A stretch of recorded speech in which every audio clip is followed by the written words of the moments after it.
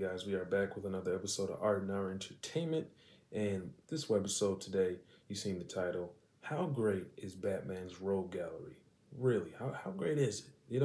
Before I go any further, I know recently Matt Reeves or Warner Brothers, they dropped a new deleted scene of the Joker.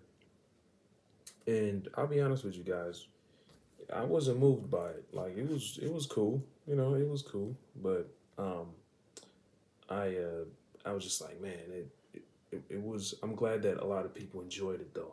Let me say that first and foremost. I'm glad people enjoyed it, but for me personally, I was not moved by it. I was just like, yeah. See, what kind of made me think of this, question was this article by Collider. It says why Joker shouldn't be Matt Reeves' next Batman villain. I agree, man. And like I said, it brought up the question: how great is Batman's Rogue Gallery? Hey, I like Joker. I love Joker as much as the next Batman fan. I've been a Batman fan since I can remember. I'm about to be 33 next month, and I've been a Batman fan at least since I was like 3 years old. But I still raise the question, man. How good is his gallery if all we get is Joker here, Joker there, Joker everywhere? And it's like it's cool if we can have him. I think it'd be better served if we could just have him, because we know he's gonna be in these trilogies in some capacity. He's gonna be the big baddie at some point, but it'd be cool, maybe even better served if he plays, kind of the Hannibal Lecter to Clarice Starling, if you will. You know what I mean? Because I know that was kind of the energy that people were saying was out there with this scene. Maybe he can kind of help Batman solve murders. Just solve crimes. Against these other villains in Arkham, because he's the clown prince of crime, as they say. So he knows everything that's going on. Cool, man. I think that'd be a cool, different aspect that we could see Joker from. Because we never seen that before. And after all, this is a detective story, and he's bringing in all these criminals. He's bringing them to Gotham. He's bringing them to Arkham Asylum. And, I would imagine that he's going back and forth talking to these criminals about other criminals, trying to get information. That's essentially what happened in Batman The Long Halloween. He was going back and forth talking to this criminal who happened to have a lot of good ideas on how to approach apprehending this criminal that was on the loose. And so I think maybe if Joker operates from that position, and we still get to see him, don't get me wrong, we still get to see him. I still want to see the Joker in these new up and coming movies, but I want to see more of his catalog, man. And which brings me right back to my point. Two-Face, you got Poison Ivy, you got Catwoman, though she's more of a love interest at this point, but you got, well, she got Clayface, she got the Ventriloquist, you guys probably don't even know about him, Bane, Mr. Freeze, Penguin, Ra's al Ghul, Killer Croc, The Court of Owls, Scarecrow. So let's just dive into this article by Collider, why Joker shouldn't be Matt Reeves' next Batman villain. Okay, by now it's barely a secret that the Clown Prince of Crime, or at least a proto version of him, appeared in a cameo at the end of Matt Reeves' The Batman. While this isn't the first time that the Joker has made a quick appearance in live action this decade, looking at you, Zack Snyder's Justice League, it is the first with the true potential to be followed up on screen. With the Batman hype at a current all-time high, fans have been kind of split on whether they'd even like to see Barry Keoghan return to face off against Robert Pattinson's Batman in future installments. I wouldn't get butthurt. Like I said, this is just my opinion, and this is seemingly Collider's opinion. I want him in the series. I want him in the new series, but I want him to play more of a different role. You know what I'm saying? Because the first one, it was a great detective story. The Batman was finally a detective story on the big screen. He's only been a detective for like 80 years. You know what I'm saying? So it's great to see that. And, I think with that being the springboard, maybe you can make Joker's this new iteration of the Joker, because he's gonna be in there. Maybe you can make him more of a, okay, let me play with Batman a little bit on a psychological level and also help him out just a little bit because I like the game. I like to play. I like to have fun. You know what I'm saying? I think it's a big game to Joker. And I know a lot of people pointed out in that deleted scene that Batman handed Joker some files with two paper clips on them. And then when after the Joker analyzed the files, he handed them back and there was only one paper clip on the files. And so I feel as though that's leading. I mean, that's a perfect springboard for what my idea is, that the Joker can help Batman along the way, or he's going back and forth to Arkham to pick Joker's brain, ask him about these other villains, and have you come across this criminal in Arkham? Do you know this character's MO? Because like I said, he is the clown prince of crime.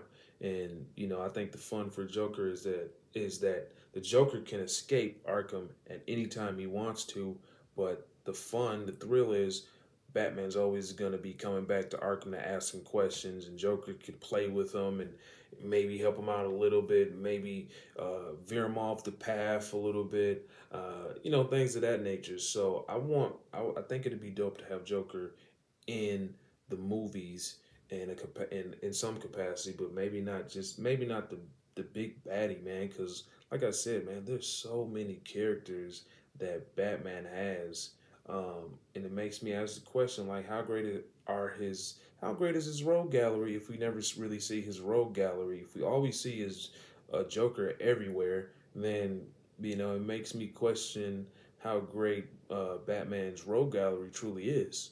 This is a big ass article, so I'm just gonna nitpick and basically dissect the parts that I like without reading this whole article, because I'm not gonna do that.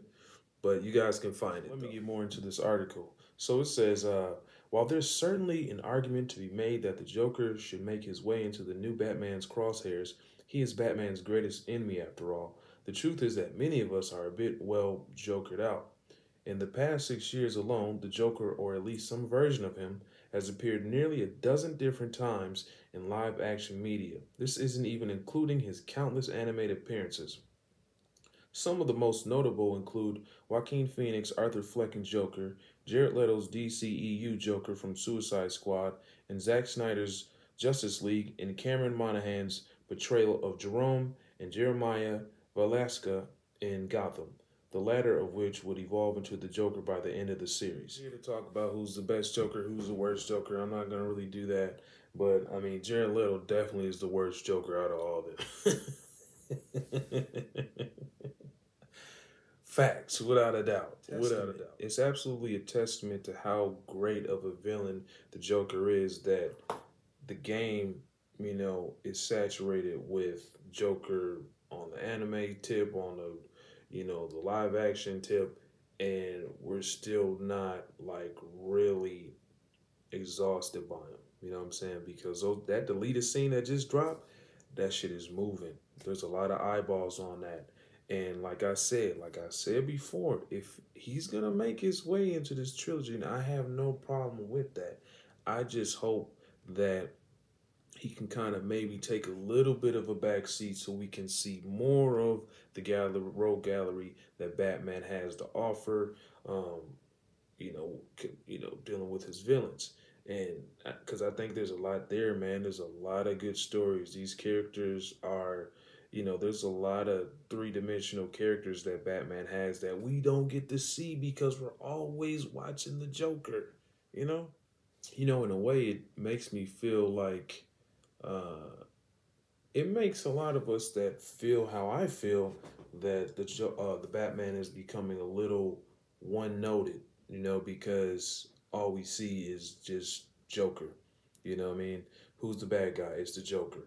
And it's like there's so many different characters, man. There's so many different characters that you could pull from, but we know that the Joker makes a lot of money, right? So that's what it is. At the end of the day, the Joker moves more units than any other individual bad guy in Batman's rogue gallery. So that's why we're always seeing him, and we're not seeing any of the other ones. He moves shirts, he moves hats, he moves socks, he moves, anything you can think of. So with that said, I do think his Rogue Gallery is getting the recognition it deserves, at least on the animated side of the game. Because keep in mind, even though Marvel, on in a live action sense, they're killing the game right now. They're definitely doing it better than DC, but I would say that DC has way better animated movies.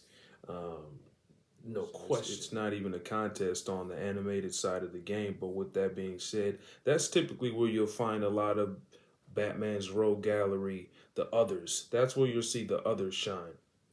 There's a lot of good movies. I mean, you got The Court of Owls, you got Hush, uh, dude, The Long Halloween.